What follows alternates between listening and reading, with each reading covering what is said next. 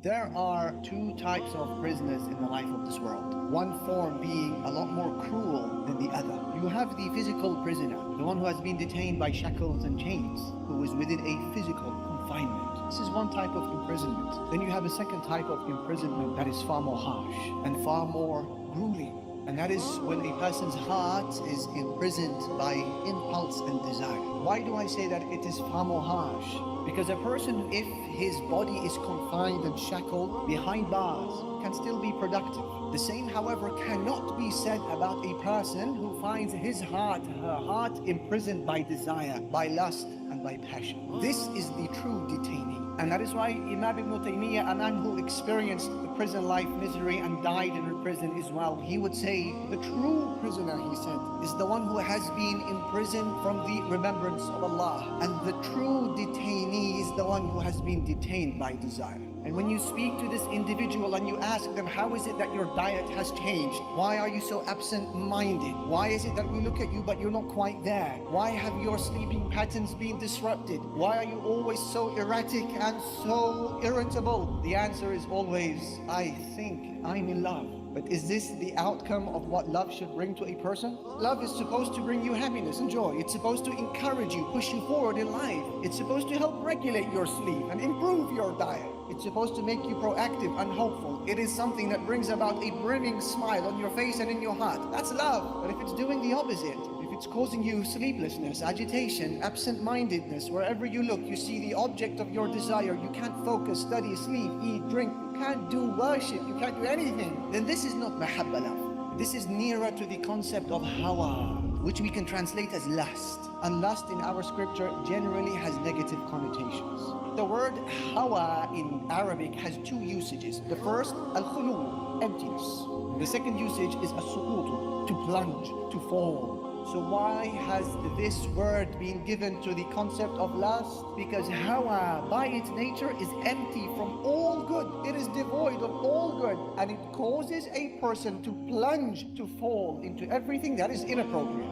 And when you ask this brother, this sister, after you offer them some advice or some harsh criticism about their behavior, about their relationships, about their social media browsing, you give them advice, they say, Ya akhi, I just want to be happy. That's why I'm in this relationship. I just want to be happy. I'm looking for happiness. Take it as a rule of thumb, a rule in life. The happiness that you are searching for will never be found in those places that Allah has prohibited. And if you don't understand this, my dear brother, my dear sister, trust me, you will miss the mark of happiness every single time. And that is why Imam Ibn Qayyim, he says that any individual who becomes attached to something other than Allah Jalla Jalaluhu will suffer at the hands of that thing 3 times. The first time you will suffer at its hand is during the chase, as you try to pursue it. The second time you suffer is after you've pursued it. It's now yours.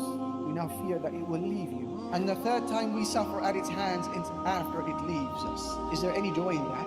Imam Ibn Qayyim speaks about a man who was standing outside of his home when a very attractive woman passed by. And she was saying, أين الطريق إلى حمام من جاب? Where's the directions to Hammam min Jab? Hammam meaning a spot, a local spot in the area, and min Jab is its name.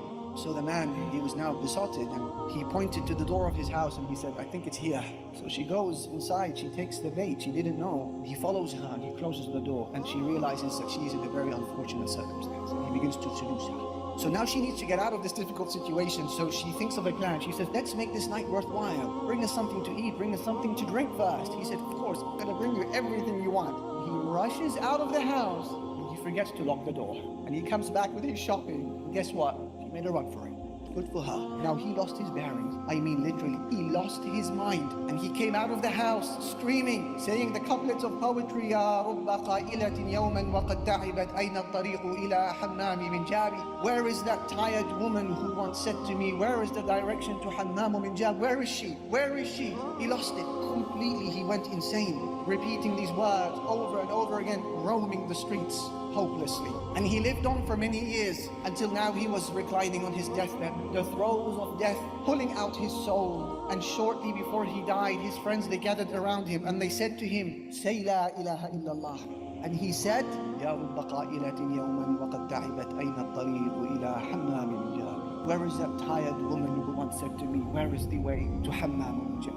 He repeated that till he died. Is that a heavenly pursuit or more of a nightmare that we should avoid? Brothers and sisters, I ask you gently, which of the two is happier? You tell me from a logic perspective, not even a scriptural perspective. Who is happier? Is it couple A who pursue a relationship outside of wedlock, outside of marriage, under the guise of night? Apparently no one can see them. To spend a short-lived moment of pleasure in the haram, in the prohibited. To be consumed by guilt and pain thereafter because they know Allah Almighty said, وَلَا تَقْرَبُوا الزِّنَا. Don't go near fornication. إِنَّهُ كَانَ فَاحِشًا. It is an abomination. وَسَاءَ سَبِيلًا. And a very evil path to follow. And they know that the Prophet Muhammad sallallahu alayhi wasallam had seen the fornicators in their graves before the day of judgment, burning within furnaces of fire. That type of guilt consumes them. And should someone knock on their door when they're in the middle of the act, they pounce in fear because they know Allah does not approve, family does not approve, community does not approve, guilt is consuming them. Then should she become pregnant, the pain and regret is compounded. And then should they choose to abort that child, the pain is compounded. Is this happiness? Or is it individual B who patiently waits for the arrival of that righteous spouse to come to them through dua and dhikr, good companionship and friends and community? They wait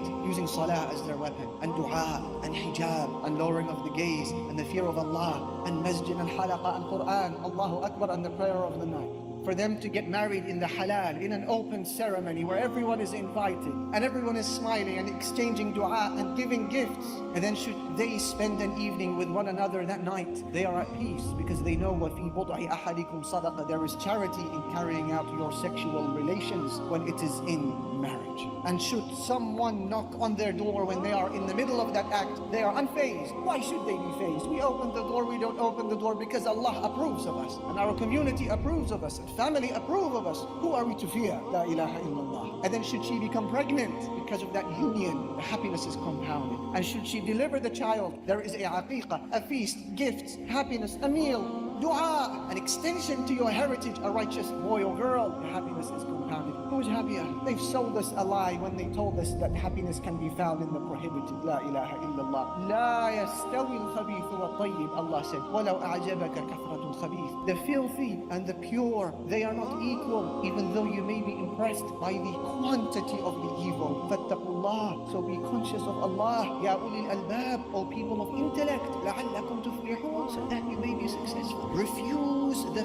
fate of falling prey to every temptation that comes your way, my brother, my sister. Don't be that person. Don't condemn yourself to failure every time a test presents itself to you. Whether it's an image you see, a video that you cross paths with, a DM that appears in your messages, or a smile that you see on the canteen. Don't condemn yourself to failure. Every time a fitna presents itself to you, you are above that and you are more than that. And I share with you two case studies, a man and a woman who did this so well, mashallah. As for the case study of the man, he is the Prophet of Allah, Yusuf alayhi salatu wasalam, who found himself in a room with a very ill-intentioned woman. And she closes the door and she invites him to herself. Allah said, وَرَاوَدَتْهُ الَّتِي هُوَ فِي بَيْتِهَا عَنْ نَفْسِهِ. The woman in whose house he was in, she seduced him. وَغَلَّقَتِ الْأَبْوَابَ. And she fastened shut the doors. وَقَالَتْ هَيْتَ لَكَ. And she said to him, come to me. Have you thought about the sheer number of factors that would have made the sin possible if Yusuf wanted it to be? Count with me. Yusuf was a handsome man, one of the most beautiful of Allah's creation. Yusuf alayhi salatu wasalam was single. He wasn't married, so he had no other way to channel his desire. Yusuf alayhi salatu wasalam was a traveler. He was a visitor to Egypt, not a resident. People shame when they are residents. It's more than when they are travelers. Yusuf alayhi salatu wasalam was a slave. He wasn't a free man, so he could have argued a case to respond to the call of his master. And then the woman, number 5, she was a beautiful woman. Number 6, a high-ranking woman could have covered up the crime. Number 7, she closed the doors herself. She fastened them shut. Nobody was going to see what was about to happen. Number 8, she was the one who was making the advance.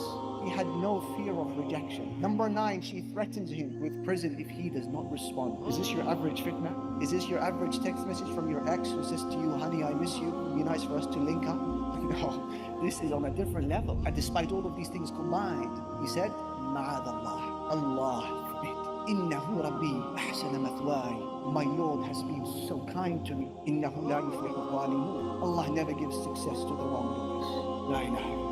And that's with the case study of the woman I promised to share with you. Al-Bayhaqi narrates in his Shu'ab al-Iman that there was an Arab Bedouin woman who found herself in the unfortunate circumstance of being alone with another Arab Bedouin man. So he began to seduce her. She said to him, because she is righteous, "Woe to you, أَمَا لَكَ زَاجِرٌ مِّن كَرَمْ أَمَا لَكَ نَاهٍ مِّن دِينٍ?" Where is your religion, man? Where is your honor and your chivalry? How dare you? She said to him. That is the response of a chaste woman. And then he says to her flirtingly, "Wallahi la yarana illa al-kawakib." Why are you panicking? No one can see us but the planets. And then she delivered the thunderbolt of a message. She said to him, "You say to me, nobody can see us but the planets. What about the Lord, Allah, who placed those planets?"